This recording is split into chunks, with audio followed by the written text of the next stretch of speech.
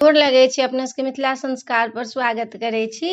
बरसाइत आबि गेलियै, एहिला कोनो दुख नहीं करब जे गाछ लग नहीं गेलहुँ हँ। घरेमे के डाढ़ि लाबि कऽ आ व्रत कऽ ले, पूजा कऽ ले, मिथिला संस्कारके सब्सक्राइब कऽ कऽ ओहिपर कथा विधि गीत नाद सब चीज देब। जे अहाँ ताकब से सब भेटत, आ जे नहीं भेटत तकरा लेल अहाँ हमरा मैसेज करब तऽ हम अपनेके सुना देब, कहि देब।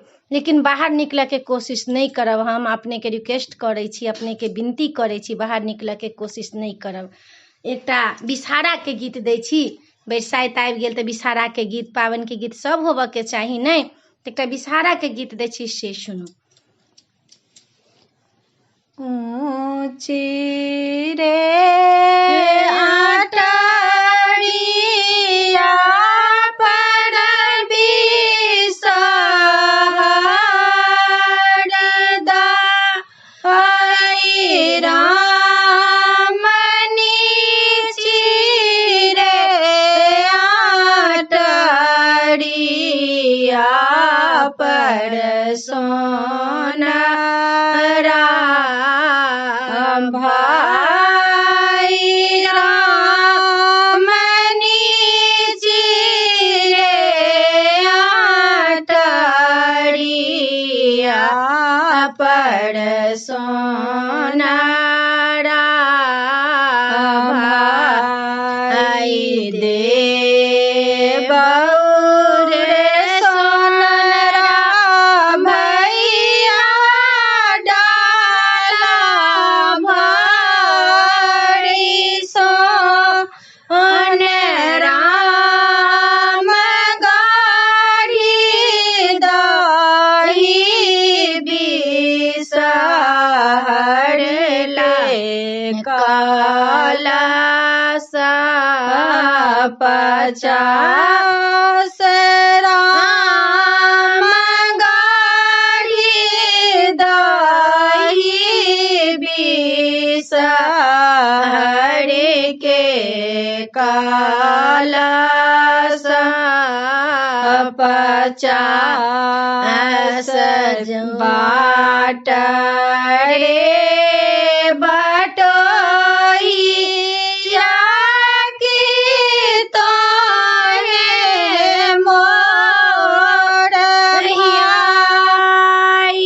राम कहिया बानी बिसहर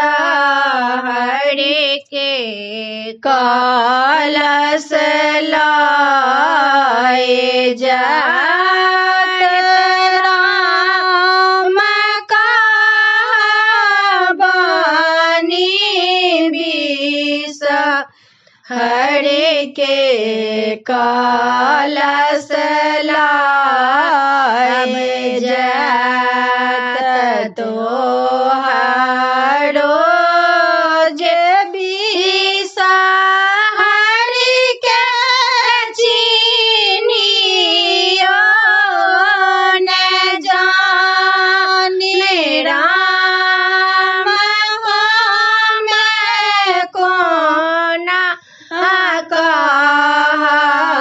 कहाबानी कलश लाए जात राम हमें कोना